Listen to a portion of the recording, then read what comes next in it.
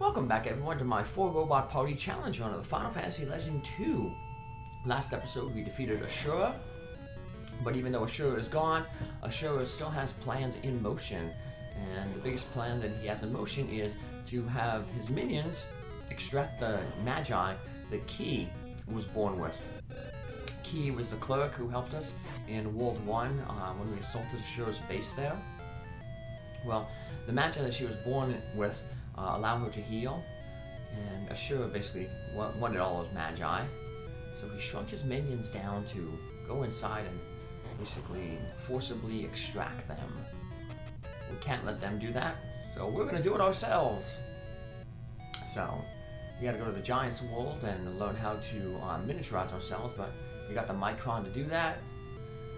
And now we're inside Key's body, and there's 7 magi inside her. The last one is inside her brain. I say that's the last one because in order to get that one, you first have to get the other 6 magi in her body.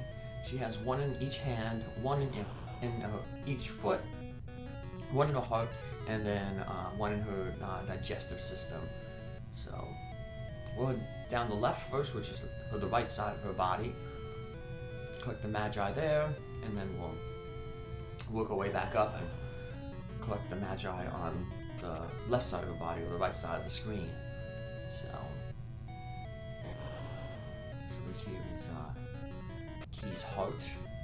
We got the 4 chambers, the ventricles and the atriums.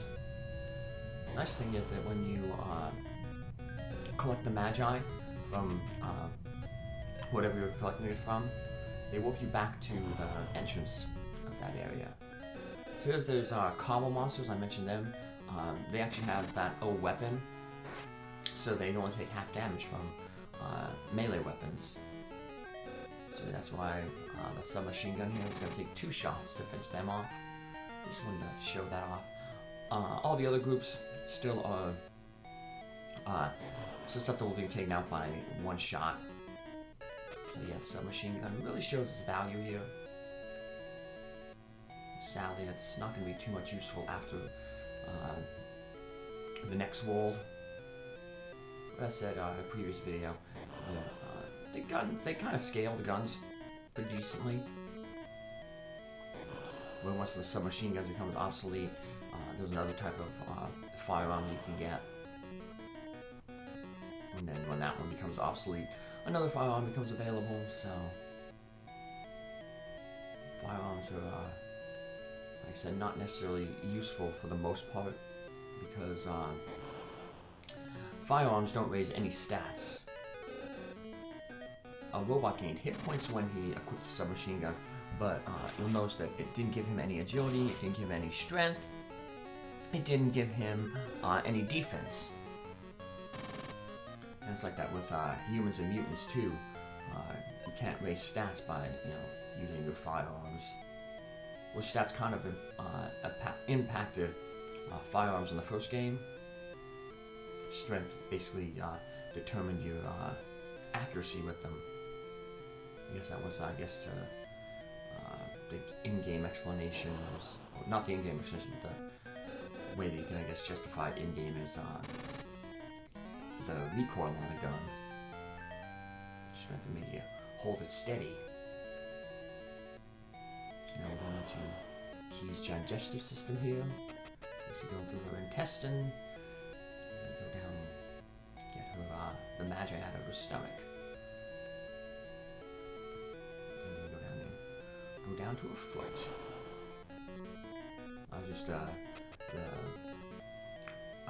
The magi in her foot is a poison magi. It's at the tip of one of her toes.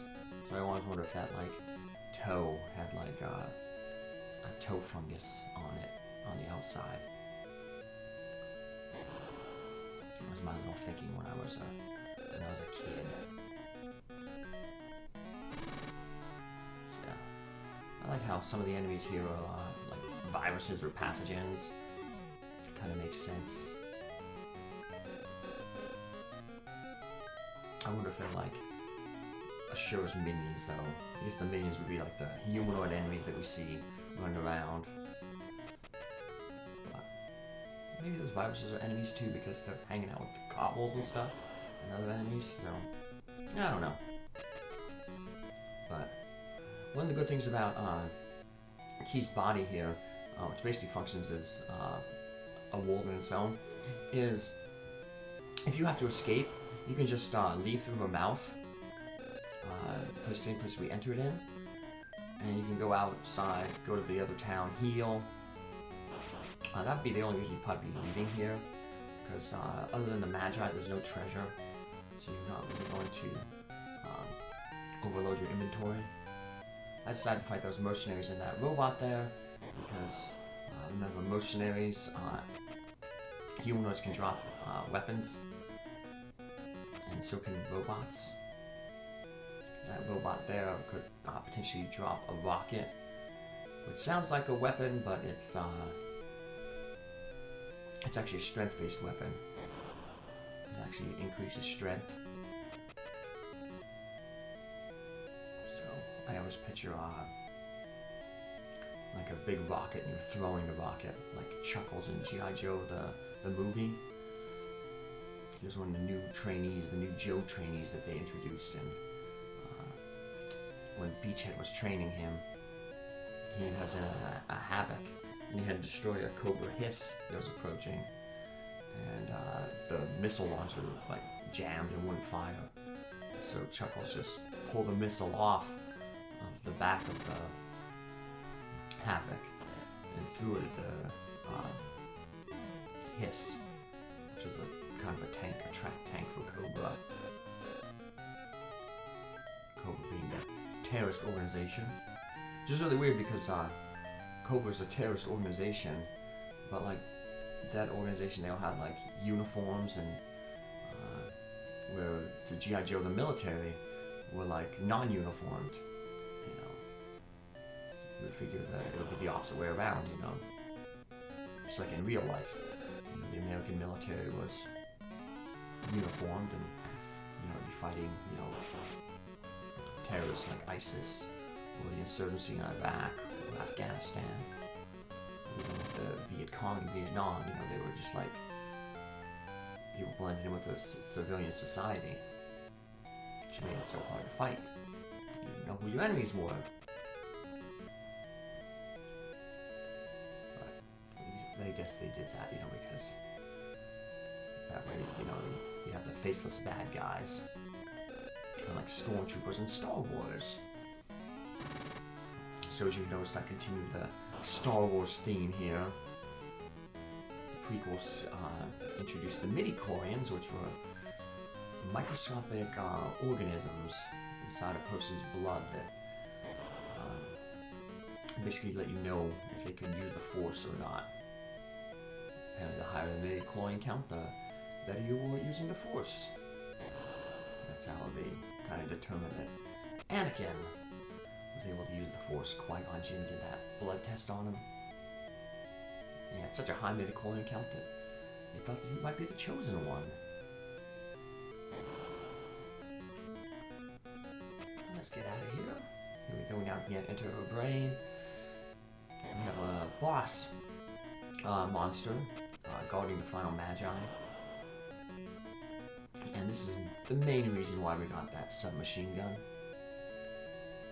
Because the robots, otherwise they don't have any multi-targeting attacks, where mutants will have their magic, and humans can also use magic. The weird thing is, humans, they seem to gain stats in magic faster than mutants. Even though mutants have, you know, the innate ability to use magic. I guess the game balances that. It forces you more with humans to focus on like agility and strength, because magic books are really, really expensive. A magic book for 30 uses is 6,800 gold. That's for like the base ones, like fire, ice, thunder. Then as you get different types of magic, they're a little bit more expensive.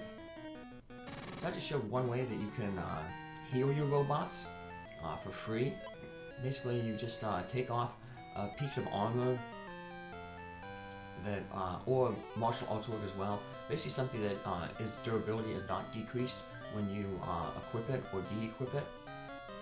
And you can just equip it back and forth. Every time you take it off, you lose some hit points. When you put it back on, you gain the hit points back. And so that way you can just keep equipping it and de-equipping it, and you'll eventually heal yourself up to maximum. But didn't have to use that until basically then. Healing hasn't been too much of a problem because we haven't been doing a lot of fighting, and the fighting that we do, I pretty much make sure that that's a curb stomp battle. As I mentioned in the previous episode, because robots don't have to fight to gain stats, you don't really need to fight. The game, I guess, assumed when they tell you not to use this party that you still would be doing lots of fighting. Basically, you would have to fight so much to get so much equipment to equip all your robots. And as you can see so far, IG-88 is handling everything on his own. With a few exceptions when, we get a third helper, or another helper, fifth party member. My brain is tired, so I'm confusing my numbers. So this now is Apollo's world. Apollo seems like a benevolent god. He's one of the 4 new gods. Ashura was the first. Luckily though, Apollo seems like a good guy, and he basically gives us the magi, and he gives us this riddle that we have to solve to find where the other magi are in the world. So we have basically 2 options here. There's 3 places the magi are. There's a northern cave, there's a underwater volcano, and then there's a cave of light to the east. You can do either the underwater volcano or the cave to the north first. But before you can do the cave of light, you have to do the underwater volcano, because one of the magi that you get in there is called the true sight magi, the true eye, and that allows you to see through the bright light in the cave of light. So I always just go down here to the this undersea volcano first. I think this is the easiest of the dungeons, because it doesn't have a boss. The cave to the north does, and this one has a lot of treasure in it. So it's a good place to, there's actually a spell book in here that you can get. So if you're wanting to start building human up to start being a magic user, it's a good place to start. You get a free book, start working on that magi, the mana stat. And the other thing that helps this dungeon kind of be a little easy is you can grind a little bit in it, because there are a few healing spots that restore your hit points. So just like Final Fantasy 1, every time you step on a tile of lava, everyone in the party loses 1 hit point. Unlike Final Fantasy 1, however, you don't want to walk in the lava often, because in Final Fantasy 1, walking in the lava disabled random encounters.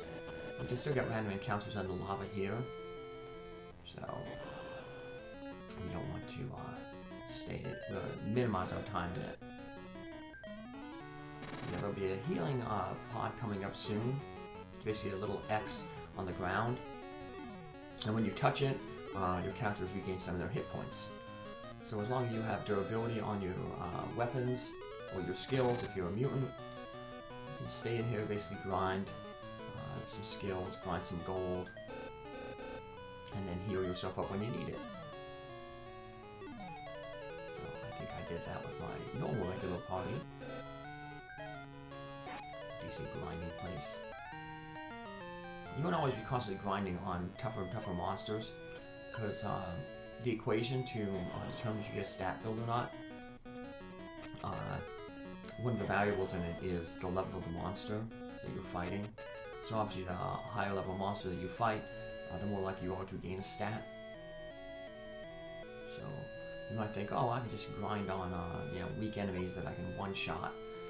Then, of course, that means that you lower the chance of you getting a stat, so it's good when you have a place like this where you're fighting monsters equivalent to your level, and you have a free place to heal.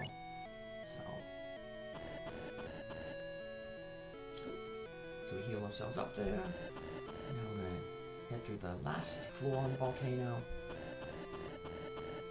And I always get the magi here in the middle last, because when you get this magi in the middle, the other ones disappear, so it makes me think I'm cleaning up the volcano.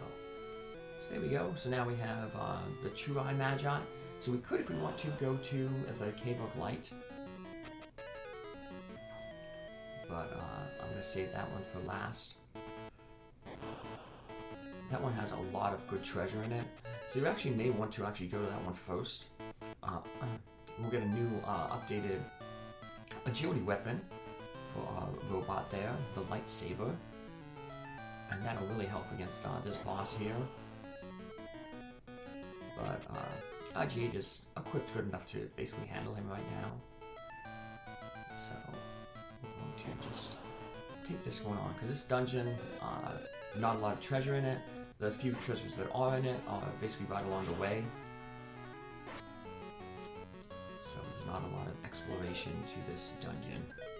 There are two entrances here. The southern entrance here, you just go in and you get these Hermes boots. They're like the giant equipment, but they're for agility. So those Getter boots were like giant-based equipment. You equip them on like a human, it gives them plus 10 strength, or a mutant.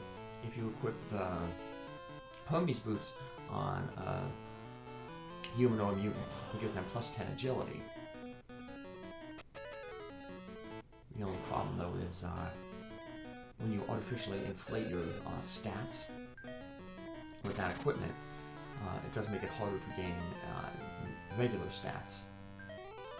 Because your current stat level also has a variable. Is also a variable in the way you gain stats.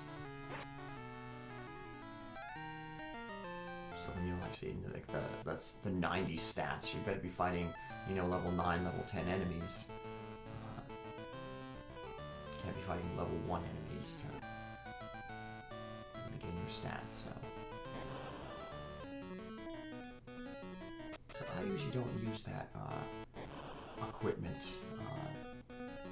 That equipment though, stat boosting equipment, can be pretty good when you use it on a guest party member.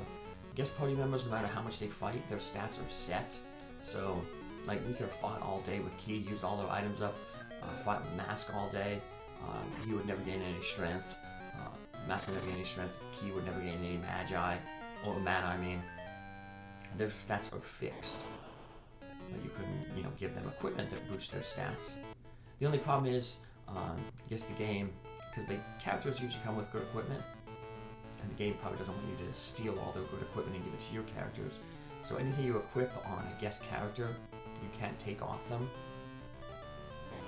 So before you give them a piece of armor or use an item on them, make sure that none one in your party could benefit from it.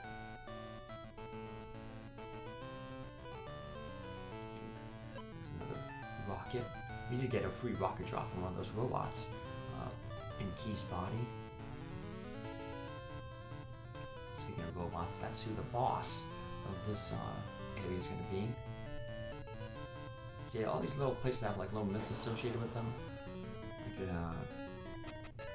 in the undersea water volcano, they think it's the god Neptune. In here, they call this god Donatus. But actually they're right when they say that Donatus. There other people say, no such thing as Donatus, it's just a wind going through the cave. But right here we actually find out that there is a Donatus in here, the boss. But we won't fight him in this episode because, well, basically we're stuck right here. We're stuck on this floor. We can't head back up that thing, so we're going to finish exploring this floor in the next episode. So take care, have a good one, thanks for following along. Bye.